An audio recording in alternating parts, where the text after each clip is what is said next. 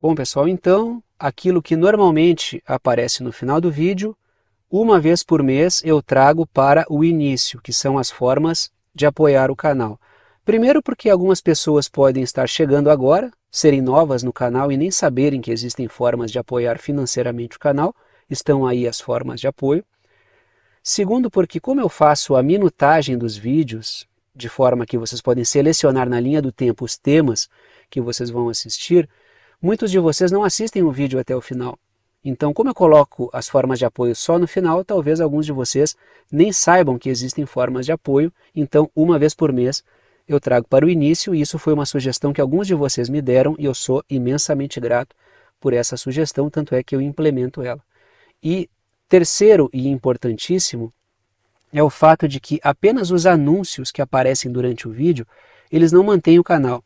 Se eu fosse depender apenas dos anúncios para a sobrevivência do meu trabalho, seria muito difícil, de forma que o que mantém o canal funcionando de segunda a sexta-feira, o que permite a dedicação que eu coloco aqui no canal, é o fato de que existe o apoio financeiro de alguns de vocês, e eu sou imensamente grato por isso, por essa confiança que alguns de vocês têm no meu trabalho, a ponto de apoiarem financeiramente ele.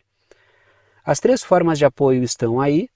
A primeira delas é por boleto bancário ou cartão de crédito através da plataforma Apoia-se, que é uma plataforma de apoio virtual. Está aí o site do Apoia-se, vocês ajudam mensalmente e nas três formas de apoio que eu coloquei aí, vocês ajudam com quanto quiserem, tá? É uma ajuda solidária, vocês que escolhem o valor. É o que eu sempre digo, ajuda quem pode, ajuda quem quer e ajuda com quanto quiser. A segunda forma de apoio que eu coloquei aí, não está por ordem de importância, é o Pix. Através da chave Pix vocês podem apoiar o canal aí com o valor que quiserem também. E a chave Pix é uma chave de e-mail. Tem gente que coloca o número do CPF como chave Pix, tem gente que coloca o número do CNPJ como chave Pix, tem gente que coloca o número do telefone como chave Pix. Eu coloco um e-mail, que é pixverdadeconcreta@gmail.com. Se vocês botarem esse e-mail lá na chave Pix, vai aparecer o meu nome, que é Thiago, e aí vocês podem fazer a doação no valor que vocês quiserem. E a terceira forma de apoio é através do botão Seja Membro, que fica embaixo do vídeo, ajuda aqui pelo YouTube. Tem algumas faixas de valor que vão do 8 ao 80, aí vocês podem selecionar e também ajudarem mensalmente o canal. Vamos entrar no primeiro assunto aí, que diz respeito lá na parte superior da tela, dentro daquela caixinha preta, eu coloco o seguinte título: Recuo alemão irrita a OTAN, ou tende a irritar a OTAN. Por quê? Porque aqueles 2% do PIB que a OTAN pressiona os seus países membros a investirem no setor de defesa, a Alemanha está dando uma curva aí, porque ela não se propõe a investir os 2% anuais, e sim, na média de 5 anos, se eu não me engano, ela se propõe a investir 2%.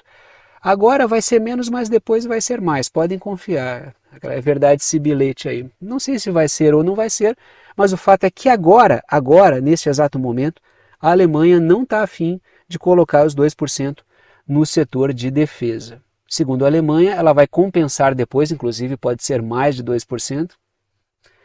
A ver, né? Está aí a seguinte matéria do portal Político. A Alemanha recua no compromisso de cumprir a meta de gastos da OTAN anualmente.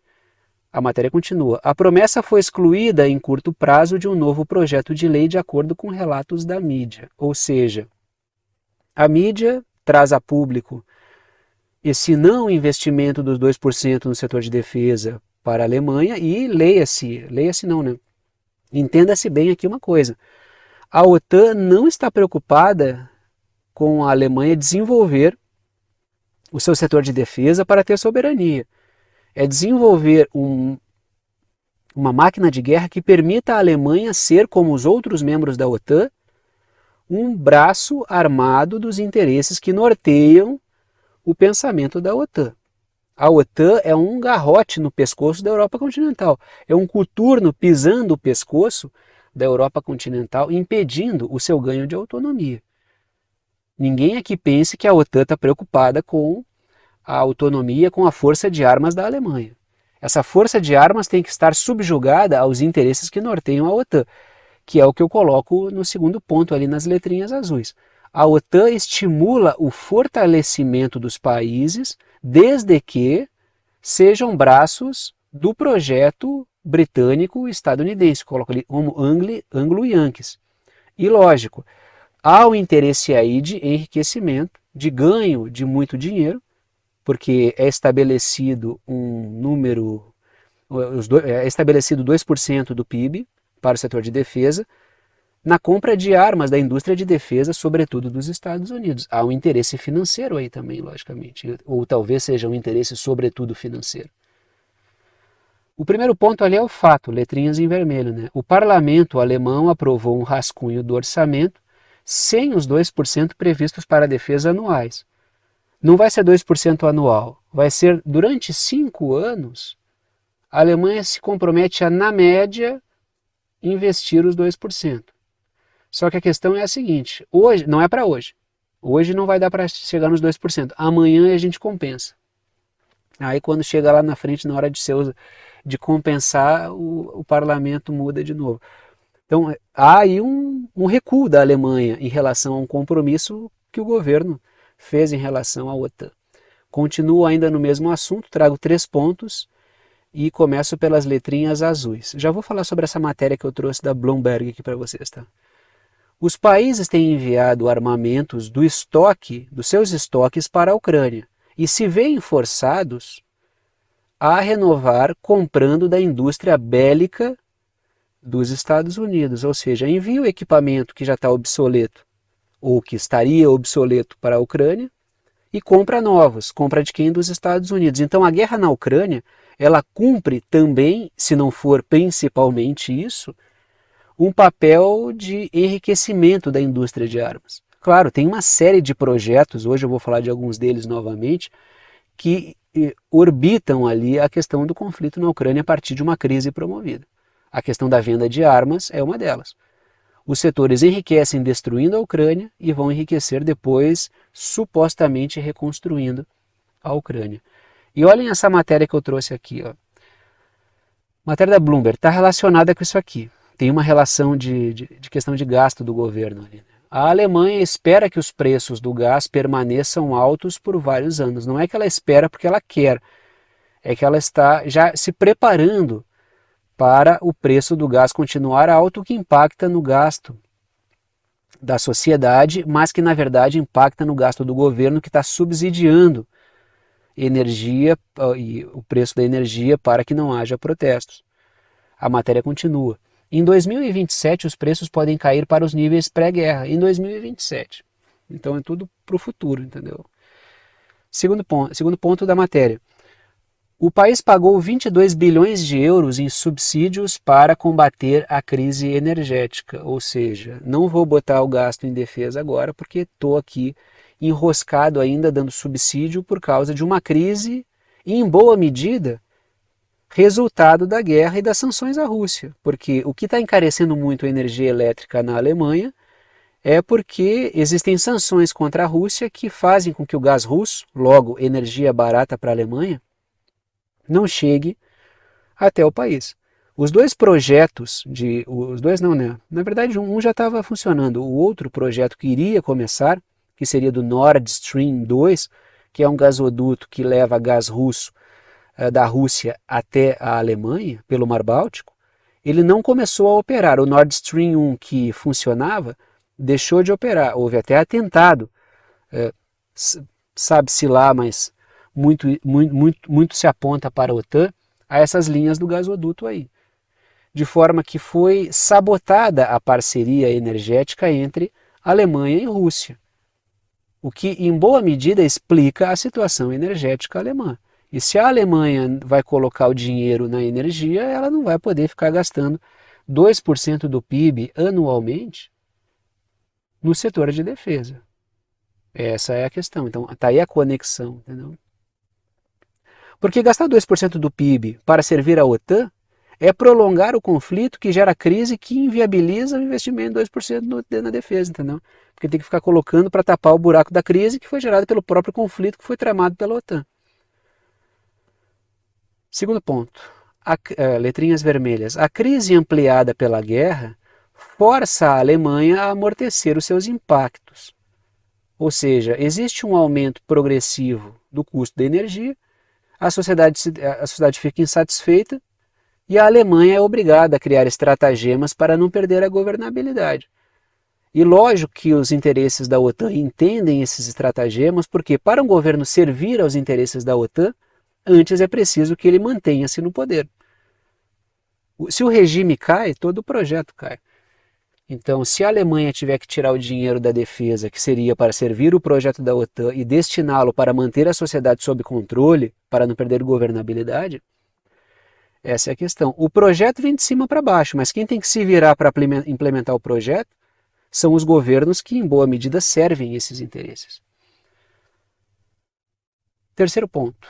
O alto preço da energia na Alemanha faz com que a Alemanha perca muito da sua competitividade econômica e industrial.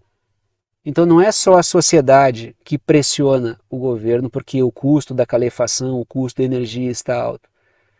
São também os setores econômicos e industriais e tecnológicos alemães que perdem a sua competitividade no mercado porque a energia tornou-se mais cara, ou melhor, muito mais cara. Sem a conexão com a Rússia, a indústria alemã perde muito.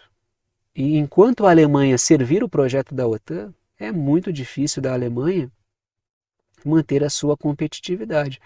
De forma que, para se ter uma economia estável e um crescimento continuado, é preciso ter força de armas para defender os seus interesses. Caso contrário, invariavelmente um governo vai sofrer pressão que vai fazer com que o governo jogue contra os interesses da população e os interesses de Estado, os interesses econômicos.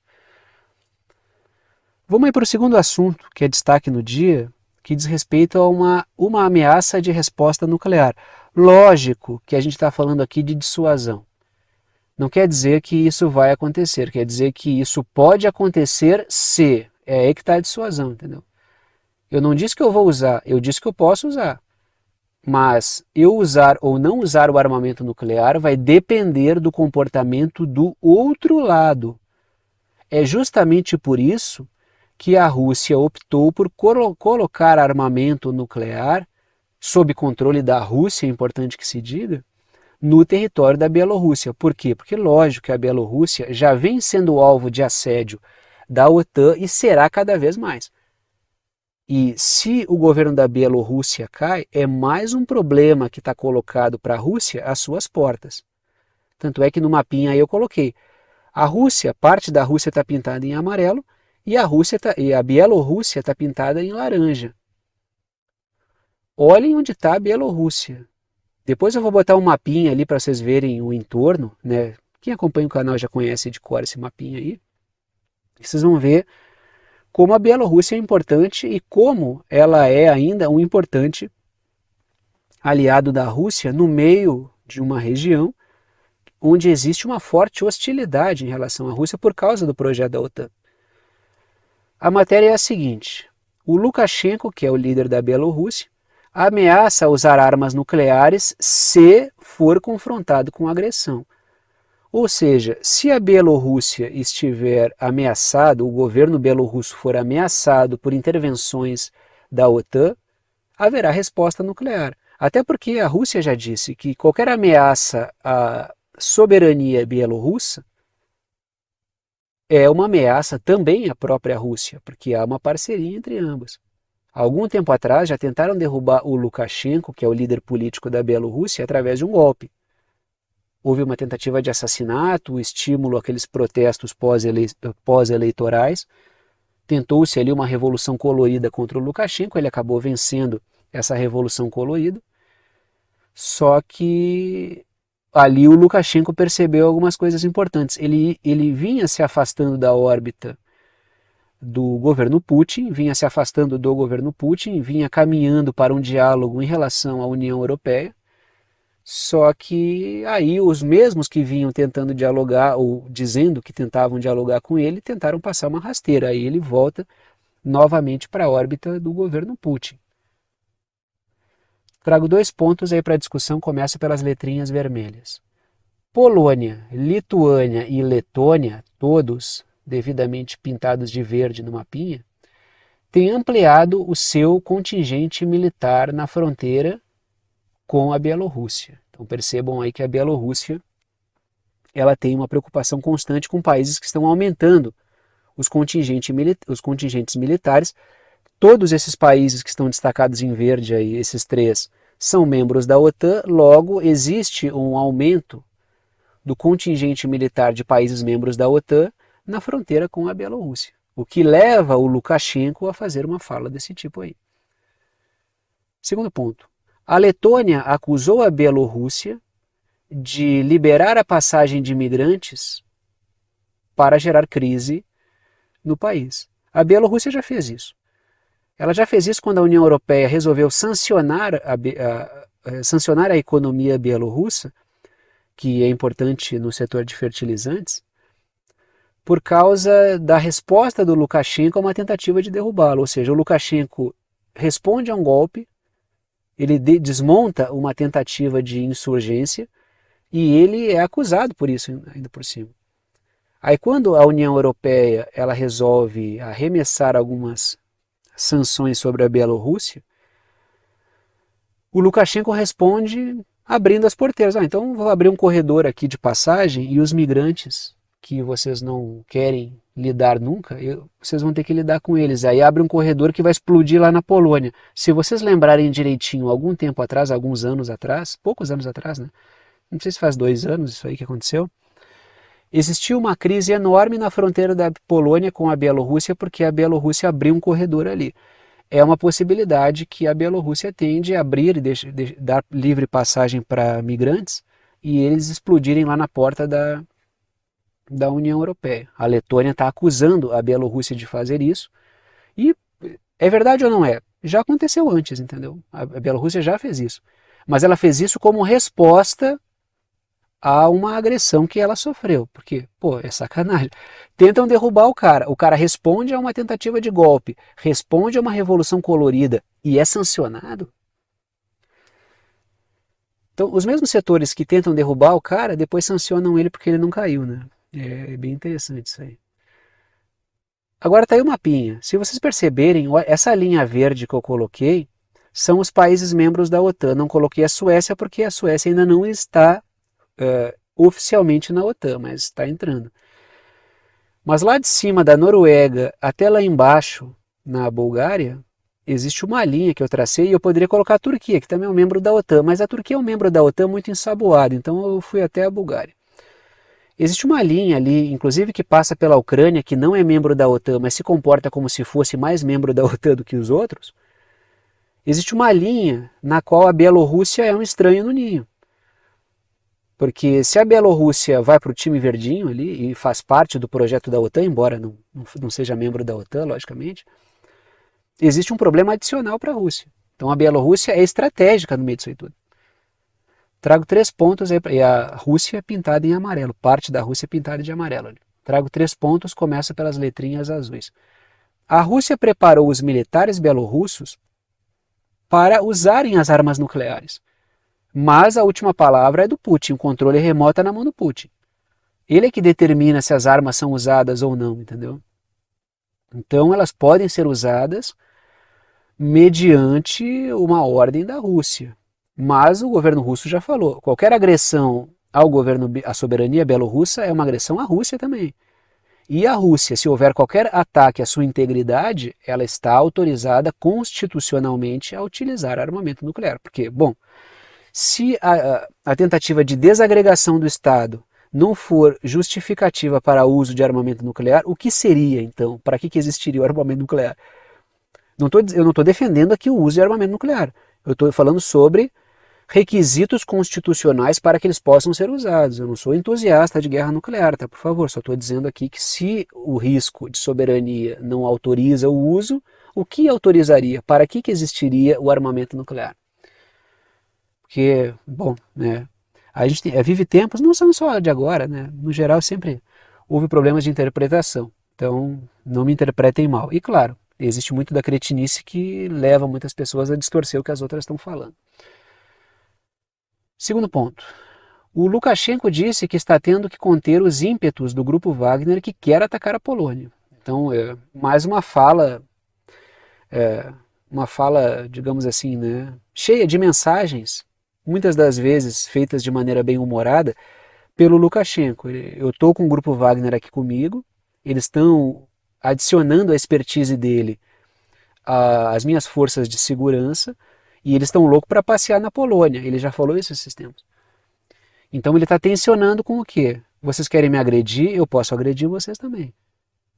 O Grupo Wagner, todo aquele episódio que a gente já discutiu, né, de tentativa de motim contra o Ministério da Defesa da Rússia, o Lukashenko intermediou, a gente já falou sobre isso. Mas antes disso, já corriam matérias que rebeldes bielorrussos que tentaram derrubar o Lukashenko estão na Polônia esperando o momento para atuar para tentar derrubar o Lukashenko.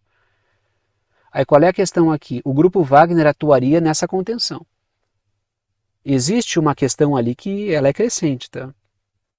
Então o Grupo Wagner tem sido fundamental para o projeto do Lukashenko de evitar uma agressão de forças transnacionais como ocorreu anteriormente.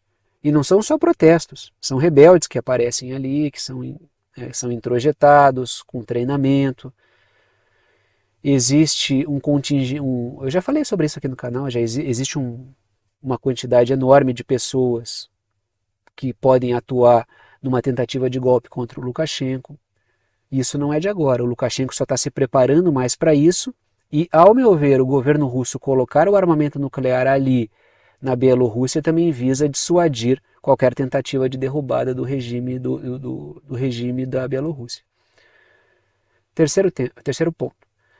A Bielorrússia está sob pressão porque é o último país vizinho da Rússia na região, no entorno ali, né? Não é todos os vizinhos da Rússia, é naquela região ali. Tanto é que olhem o mapinha. É o último país vizinho da Rússia na região que não está alinhado ao projeto da OTAN, que é o que eu falei logo no início dessa telinha aqui para vocês.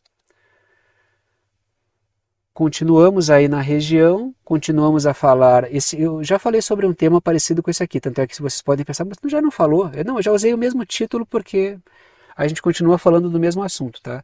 A OTAN quer guerra no Mar Negro. Foi publicado um artigo do Atlantic Council, Conselho do Atlântico, que é um centro de estudos da OTAN, que é o seguinte: o Putin não deve ter permissão para transformar o Mar Negro em um lago russo, ou seja, a OTAN está salivando pela oportunidade de um confronto no Mar Negro. Tanto é que antes do conflito na Ucrânia começar, repito pela milionésima vez, a OTAN intensificou os seus exercícios no Mar Negro. Por quê? Preparando-se para uma situação que ela própria produziu quando estimulou a Ucrânia, quando armou a Ucrânia, quando preparou a Ucrânia para ser uma arma contra o governo russo. Ela preparou o conflito, preparou o caos e estava esperando um segundo momento desse caos para transformar o Mar Negro num inferno de batalhas também. Só que no meio do caminho tinha uma Turquia no meio do caminho, que fechou as portas para essa tentativa e impediu a passagem de embarcações, porque é uma prerrogativa internacional que a Turquia tem, impediu a entrada de embarcações de guerra para o Mar Negro. O Mar Negro é aquele mar ali onde eu coloquei um X no mapinha. Tá? Aí eu vou falar um pouquinho a respeito desse artigo, que traz vários elementos importantes. Tá? Eu sugiro a leitura do artigo, como sempre, com todo o cuidado do mundo, porque trata-se de um artigo de um centro de estudos da OTAN, e todo mundo aqui sabe que eu não sou um cara alinhado com o projeto da OTAN, então é muito pelo contrário, minha posição é contrária à posição da OTAN, então eu peço que vocês tomem cuidado, mas leiam, porque tem alguns elementos importantes e eu quero falar a respeito de alguns deles aqui hoje. Primeiro ponto, letrinhas vermelhas. A OTAN fala sobre barrar o projeto da Rússia, que seria transformar o Mar Negro em um lago russo. E quando a gente observa o projeto russo de mirar Odessa, porque logo no início do conflito a gente percebia que a Rússia estava mirando dominar Odessa e fechar ali a porta do Mar Negro para a Ucrânia, ou seja, a Rússia conseguir dominar toda a costa do Mar Negro, havia esse projeto. A Rússia, em algum momento ali, para consolidar as suas posições e não arriscar as posições que já tinha ganho, ela preferiu não continuar nisso. Então ela parou o seu projeto, mas havia o projeto russo de dominar até Odessa. Ela parou no meio do caminho por algum motivo que me parece o mais claro até agora foi consolidar o que já tinha conquistado e não arriscar indo além. Isso tá no radar da Rússia continuar, retomar? Não sei. Mas o fato é que nos últimos tempos a Rússia tem intensificado novamente os ataques à região de Odessa. E isso tá lógico. A OTAN está observando, ela sabe disso e ela coloca essa questão na pauta aí. Até porque a transformação do Mar Negro num lago russo também visa ser uma forma de tentar trazer a Turquia para dentro da questão, porque a Turquia tem se negado a participar, e a Turquia é membro da OTAN, tá? Só para deixar claro. A Turquia tem se recusado a participar da ideia de fazer uma guerra, deixar a guerra ganhar o Mar Negro, porque, pô, olhem ali onde está a Turquia. A Turquia, ela é banhada ao norte pelo Mar Negro. Ela ia trazer a guerra para a sua costa. Então, não é do interesse da Turquia permitir uma coisa dessa. Então, trago o segundo ponto ali, né? Já ia saltando para o próximo. A OTAN utiliza o discurso de garantir que os grãos ucranianos matem a fome no mundo. Ou seja, a OTAN quer a guerra no Mar Negro. Por quê? Porque seria mais uma forma de tentar gerar problemas para a Rússia. Mas como existe o acordo de grãos que não foi renovado, por atuação, repito, porque já discuti isso aqui antes, por atuação da própria OTAN que não cumpriu a sua parte no acordo, ou seja, não derrubou os bloqueios e sanções sobre os produtos agrícolas russos e sobre os insumos agrícolas russos, sobre os alimentos e insumos russos, como a OTAN não cumpriu a sua parte, facilitando a exportação de produtos alimentares e alimentícios e insumos agrícolas russos, a Rússia saiu do acordo, porque ela cumpriu a parte dela, que era permitir o escoamento de grãos da Ucrânia, e o outro lado não fez a sua parte. Aí o que a OTAN fez? Ela não cumpre a sua parte e acusa a Rússia de querer produzir fome no mundo ou a não renovar o acordo de grãos e ainda por cima atacar a região de Odessa. Agora é demais, né? Os caras não cumprem o acordo, querem que a Rússia permita o escoamento de grãos e acusam a Rússia de querer matar o mundo de fome. Então esse é o discurso da OTAN. Então ela busca gerar um conflito no Mar Negro que não seria um conflito para gerar problemas para o governo russo, mas sim um conflito para alimentar as pessoas, sendo que o acordo previa muito mais alimentos para o continente africano, e isso sequer aconteceu. Boa parte dos alimentos, uma parte considerável dos alimentos, ou foi para a China ou foi para a Europa. Então a preocupação era com o quê? Manter os mercados ucranianos ou matar a fome? Claro, a gente sabe que se existe uma redução da oferta de alimentos, eles sobem no geral no mercado. Mas a preocupação da OTAN não é matar a fome, caso contrário, ela teria cumprido a sua parte no acordo. Primeiro, porque garantiria o escoamento de grãos pelo Mar Negro, e segundo, porque ela facilitaria a exportação de alimentos da Rússia, se a preocupação é com a fome. Entendeu? Há uma disputa aí por mercados alimentares, é algo bem diferente, vamos falar um pouquinho mais sobre isso. Trago 3 pontos, começo pelas letrinhas azuis. O artigo preocupa-se com o fato da Rússia seguir exportando alimentos e fertilizantes, o artigo fala nisso, enquanto a Ucrânia não consegue. Tá, se a preocupação é fome no mundo, a Rússia está exportando alimento. Por que não aumentar essa exportação, derrubando as sanções, se a preocupação é com produção de alimentos, já que a Rússia também é produtora de insumos agrícolas? A preocupação aqui é com o mercado dos alimentos. Tanto é, a Ucrânia não consegue. A Ucrânia que é tida aí como... ela está no alvo, está no radar desses interesses transnacionais ligados a corporações alimentares, porque é uma importante produtora de alimentos. Então já há um olhar para a Ucrânia. Vamos reconstruir a Ucrânia. Leia-se, vamos abocanhar o setor de alimentos da Ucrânia. Isso faz parte daquele Great Reset, do grande reinício, do qual o Fórum Econômico Mundial sempre está falando, que é a parte do reset alimentar, que é reformatar os mercados, as cadeias de suprimentos ligadas ao setor de alimentos. É algo bem diferente de matar fome. É não permitir que a Rússia acesse mercados e esses interesses que bancam e apoiam a guerra na Ucrânia possam ocupar esses espaços. Há uma disputa aí por mercados alimentares. Isso é o reset alimentar. Segundo ponto. As forças da OTAN que podem atuar com embarcações, olhem no mapinha ali, com embarcações no Mar Negro, são Romênia e Bulgária. E a Turquia, logicamente. A Turquia é óbvio que não vai querer fazer muita coisa. Tanto é que não fez, impediu um conflito no Mar Negro.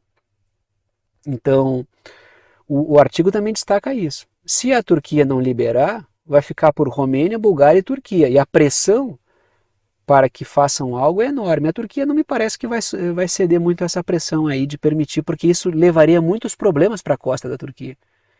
Romênia e Bulgária têm um pouco menos de autonomia, a Turquia tem um pouco mais. Terceiro ponto. O texto fala em uso de aeronaves da OTAN, já que as embarcações não estão podendo entrar, e em enviar mísseis antinavio para a Ucrânia, e sobretudo para que a Ucrânia possa lançar mísseis na Crimeia, que é um ponto importante da Rússia no Mar Negro, né?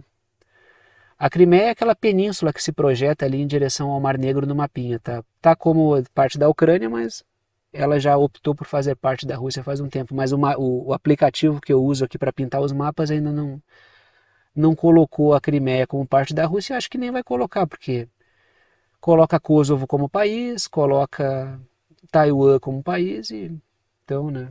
Colocar Taiwan como país é dose, né? Mas dificilmente a Crimeia vai entrar aí como no mapinha da Rússia por esse aplicativo. Mas o aplicativo funciona bem, tá? Então vou seguir usando ele. Se vocês acharem um substituto que faça isso, por favor me indiquem aí. Continuamos aí, ainda mais uma imagem desse assunto, que tem bastante coisa nesse texto aí que é interessante. Terceiro ponto. Trago 3 pontos, começo pelas letrinhas azuis. O texto fala também sobre a importância da União Europeia derrubar a proibição da entrada de grãos ucranianos na Europa. Por quê? Porque esse monte de grãos ucranianos entrando com redução de tributos, derrubar os tributos para os grãos ucranianos, quebra produtores europeus que continuam pagando os tributos normalmente. Isso gera uma quebra do setor agrícola europeu e isso, ao meu ver, está no projeto de reformatação dos sistemas alimentares. Por quê? Porque isso torna as cadeias de suprimentos mais reféns de meia dúzia de setores transnacionais do ramo dos alimentos. Então percebam a quantidade de papéis que o conflito da Ucrânia cumpre na reformatação do setor alimentar, assim como do setor energético. Nem estou falando da energia aqui, falei quando eu falei a respeito da Alemanha. Aqui estou falando de alimentos. Percebam como essa guerra na Ucrânia cumpre um papel fundamental no meio disso tudo. A ponto de também, no rebote, quebrar produtores europeus. Quando tu quebra produtores, tu deixa eles suscetíveis a serem abocanhados por quem tem mais grana. A crise é o momento no qual os grandes detentores do capital engolem empresas, setores falidos, entendeu? Segundo ponto, o artigo fala sobre ampliar a capacidade de armazenagem da Grécia para que os grãos ucranianos possam escoar por terra através da Romênia e da Bulgária, driblando o Mar Negro, porque pelo Mar Negro a Rússia não está deixando. Para que a Rússia permita, tem que conversar com ela, e para conversar com ela, a OTAN tem que estar pronta a derrubar as sanções sobre o setor agrícola russo. Esse aqui é o ponto. Por isso que a Rússia eu não vou deixar passar, porque vocês vão ter que negociar comigo, cara. Ou a gente negocia e vocês aliviam as sanções e param de dificultar a minha vida, ou senão eu vou dificultar a vida de vocês. É assim que funciona, entendeu? Terceiro ponto. Estamos falando aqui de cadeias de suprimentos alimentares amigáveis, que é justamente disso que a OTAN fala, é garantir que todos os pontos das cadeias de suprimentos sejam com países amigáveis ao projeto da OTAN. Então percebam aí que estão tentando achar uma alternativa. Não vou mais pelo Mar Negro, que ali tá osso. Vamos driblar ali, vamos pela Romênia, pela Bulgária, vamos chegar até a Grécia, aumenta a capacidade da Grécia, a Grécia acaba ganhando alguma coisa com isso também, porque ali pelo Mar Negro não vai rolar, que a Rússia não está deixando não. Vamos lá para o Indo-Pacífico agora, vamos sair um pouco da Europa. Bastante tema da Europa, mas não estamos falando de um conflito enorme ali entre OTAN e Rússia, basicamente indireto, né? Então não há como fugir disso. Vamos falar um pouquinho a respeito de uma proposta perigosa de diálogo, é o que eu coloco no título, porque trago a seguinte matéria. O Biden tenta, entre aspas, né, diz que tenta, se encontrar com o líder norte-coreano sem pré-condições, ou seja, uma conversa sem compromisso. Vamos conversar, vamos falar a respeito de vocês largarem as armas de vocês para que a gente possa fuzilar vocês. Agora eu coloquei a parte que eu queria falar mesmo. Essa é a proposta do governo Biden. Que o governo norte-coreano se desarme. Eu acho esse tipo de proposta, assim, olha, eu estou todos os dias aqui falando sobre Estados Unidos, sobre a OTAN, sobre britânico, sobre essa camarilha de criminosos aí. Agora, eu nunca me espanto com a cara, eu nunca deixo de me espantar com a cara de pau das propostas que a gente vê, sabe? Claro, isso tem várias implicações que a gente vai discutir aqui. O, tudo que essa mensagem quer dizer é o que ela não significa literalmente, literalmente, assim. Ela tá mandando muitos recados, menos aquilo que ela está dizendo de maneira literal, assim, sabe? Porque os Estados Unidos querem tudo com a Coreia do Norte, menos diálogo. O governo Biden não quer diálogo com a Coreia do Norte. Se o Kim Jong-un largar as armas, se ele não andar, não fizer o que eu chamo de diplomacia da arma na cintura, o regime cai, porque é um regime absolutamente avesso à proposta da OTAN. A gente percebe os regimes que são absolutamente avessos ao projeto da OTAN pelo nível de ódio que os jornalistas, os articulistas, os comentaristas de relações internacionais têm dos regimes. Coreia do Norte, Irã, Venezuela, Guatemala não, Nicarágua. Quando eles falam desses regimes aí, os caras espumam de raiva. Os articulistas não conseguem nem esconder, assim, os comentaristas não conseguem nem esconder a raiva que eles têm. Eles gaguejam, eles xingam, eles perdem a linha, porque há ali uma ameaça pela forma como o governo se apresenta, como a sua economia se apresenta, como a sua disposição militar e geopolítica se apresenta, que é completamente avessa, abertamente avessa, sem nenhuma tentativa de dourar a pílula, entendeu? Trago 2 pontos, Coreia do Norte pintada em amarelo no mapa, e trago 2 pontos, começo pelas letrinhas vermelhas. Os Estados Unidos querem propor à Coreia do Norte o abandono de suas armas nucleares, que seria o abandono da soberania da Coreia do Norte. Porque ou esse governo se arma até os dentes ou ele cai. Não há outra opção para a Coreia do Norte que não essa. Segundo ponto. Os Estados Unidos têm atracado submarinos nucleares na Coreia do Sul para gerar tensão regional. Ou seja, os Estados Unidos podem atracar submarino nuclear na Coreia do Sul, mas a Coreia do Norte não pode ter armas nucleares. Essa proposta do outro lado, reduzir as suas armas, para mim é uma coisa completamente absurda. É absurdo isso. Alguém que tem a quantidade de ogivas nucleares que os Estados Unidos têm, ter a pachorra de mandar alguém não ter arma nuclear. E aqui no Brasil, a gente. Sempre que o Brasil dá um passo em direção ao projeto nuclear, cara, o que vem de sabotagem para cima do Brasil tá no gibi, assim. E historicamente, não é nem de agora isso aí. No Brasil, o projeto nuclear, assim, no Brasil é sabotado o tempo inteiro. Projeto nuclear, projeto espacial, o Brasil é sabotado pelos Estados Unidos o tempo inteiro. Eu me admiro aqui, tanta gente, eu acho admirável assim que tenha tanto otário que se diz nacionalista que apoia os Estados Unidos, que diga que isso é uma coisa completamente absurda. Não tem como ser nacionalista no Brasil apoiando os Estados Unidos, entendeu? Os caras sabotam completamente nosso projeto de nação ao longo da história. Tá aí o Kim Jong-un na postura que é o que mantém ele no poder, né? Que é com arma na mão. Não, eu não fiz essa imagem na inteligência artificial, tá? É uma imagem real. Trago 3 pontos. O único meio de sobrevivência do regime norte-coreano é armar-se até os dentes. Está sendo bem claro aí. Segundo ponto. A proposta apresentada pelo governo Biden tem relação com as eleições presidenciais, também, ou talvez sobretudo, já que Trump conseguiu se encontrar com Kim Jong-un. O Trump e o Kim Jong-un elevaram o nível até a lua de tensão e depois sentaram para conversar. Será que vai acontecer a mesma coisa agora no governo Biden? Não sei. Não me parece ser muito isso, mas tem disso, né? Eleva a tensão até o máximo e depois senta para conversar. É, não é? Sei, comentem aí o que vocês acham. Terceiro ponto. Os Estados Unidos, o Japão e a Coreia do Sul estão consolidando uma parceria trilateral para atuar na região que tem como um dos focos a Coreia do Norte. Aí basta ver se eles querem dialogar mesmo, né?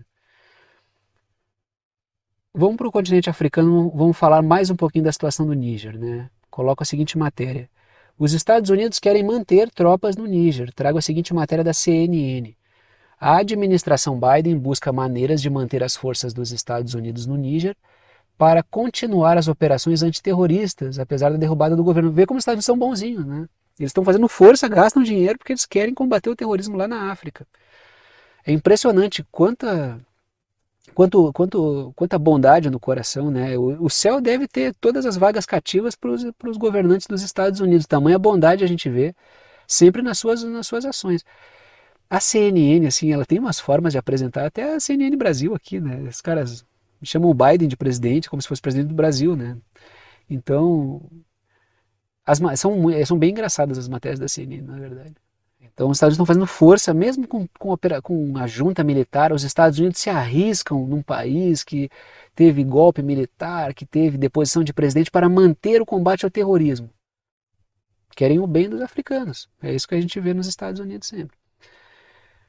Tá aí o Níger no mapa, e claro, né, aqui, leia-se, entenda-se muita ironia aí no que eu estou colocando. Né? Primeiro ponto, letrinhas vermelhas. Os Estados Unidos têm mais de 1.000 soldados no país, no Níger, e uma importante base para drones. Os Estados Unidos querem manter o seu investimento lá. Né? O Níger é uma importante base para atuação no continente africano. Não de combate ao terrorismo. O terrorismo é um dos ensejos para os Estados Unidos botarem a sua máquina de guerra dentro dos países para atuar lá. Segundo ponto. O governo Biden cogita normalizar relações com a junta que depôs o presidente. Temos uma reviravolta aí. Era para derrubar, não era para derrubar. E como é que fica a França nessa história toda?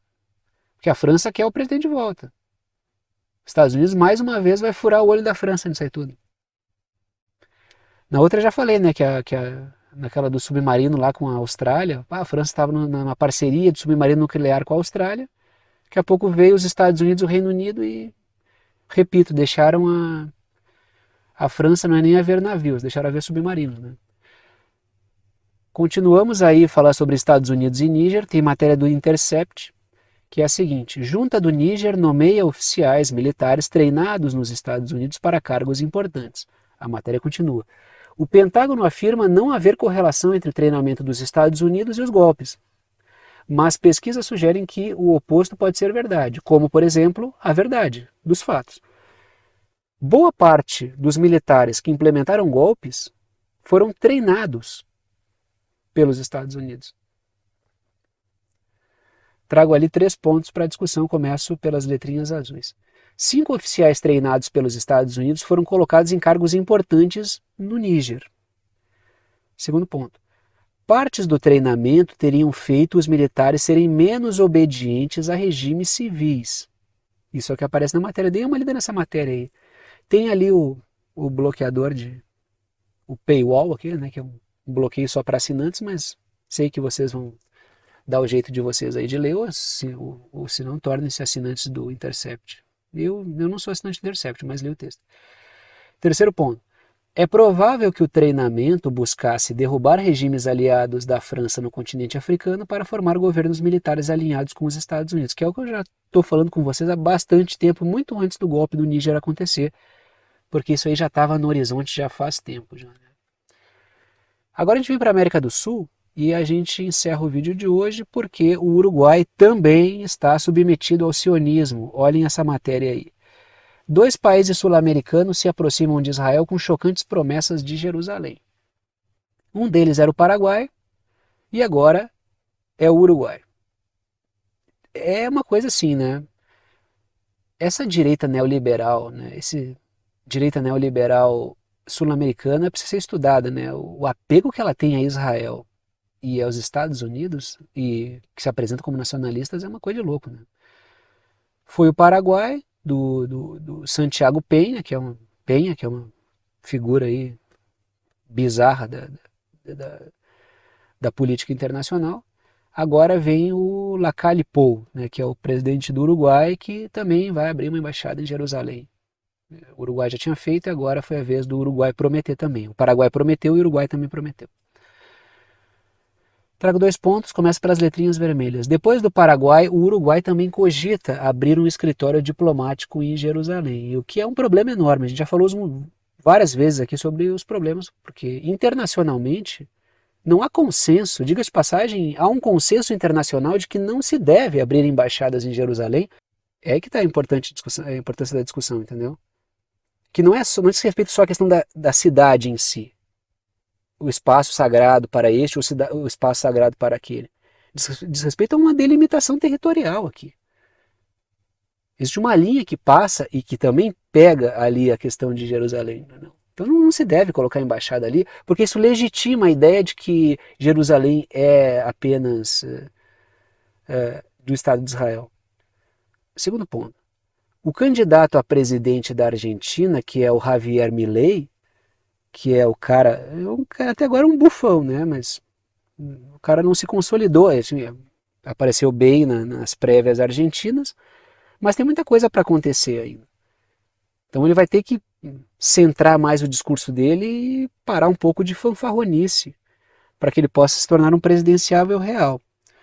Que é o cara que vai dolarizar a economia argentina, que vai fechar o que diz que vai, né? O Banco Central e assim por diante. E o candidato a presidente, esse cara também disse que vai abrir a embaixada em Jerusalém se for presidente da Argentina. Aí continuamos, tá? Continuamos aí. Está Israel no mapa, antes estava o Uruguai no mapa e continuamos nessa mesma discussão sobre o Uruguai. Primeiro ponto, apenas Kosovo, Honduras, Guatemala e Estados Unidos, durante o governo Trump foi que levou a embaixada, tem embaixada em Jerusalém. Kosovo, uma província sérvia reconhecida como país pela OTAN. Honduras, que tem sido alvo de sucessivos golpes e agora que está tentando consolidar alguma soberania. E a Guatemala, que é uma bagunça total, pressionada pelos Estados Unidos, é que tem embaixada de Jerusalém. Daí vai ser o Paraguai e o Uruguai. Segundo ponto. É consenso internacional o fato de que Jerusalém não é uma cidade que diz respeito apenas ao Estado de Israel. Terceiro ponto. Israel pode estar propondo dinheiro ou parcerias de segurança para países sul-americanos, mas isso seria uma grande catástrofe para a nossa política sul-americana, Paraguai e Uruguai se prestarem a isso. Né? É o que eu falo, assim, né? Esses setores da direita neoliberal aí, esses setores de direita são muito neoliberais, né? A gente vê algumas direitas na Europa que tem uma conduta um pouco diferente dessa conduta tão pelega da direita sul-americana aqui, né? A direita, não só sul-americana, latino-americana, geral, muito dominada pelo pensamento neoliberal e um puxa-saquismo em relação aos Estados Unidos e Israel que é muito difícil de engolir, assim, é muito difícil de... Todos os dias tem quilos e quilos de lixo que esse pessoal comenta aqui nos vídeos que não dá nem para deixar ali. E nunca é uma argumentação, entendeu? É sempre o chama, vai embora pra cá, vai embora pra lá. O cara parece, ele não parece nenhum... Ele não parece uma pessoa normal, ele parece um vendedor de pacote de viagens, porque ele fica mandando as pessoas para tudo, ele fica mandando para tudo que é lugar, vai embora para a Rússia, vai para lá. Porque é uma mentalidade assim, ó, de expurgar aquilo que é diferente do cara, sabe? Ele não consegue ter uma argumentação, ele precisa te mandar para outro país, ele precisa te mandar, sei lá, para um campo de concentração. Então, assim, não vou para a parte final do vídeo, que seria essa aqui, né? Porque eu já falei no começo. Enfim, né? Então, eu já falei sobre as formas de apoio, então vou encerrando o vídeo e tchau para vocês.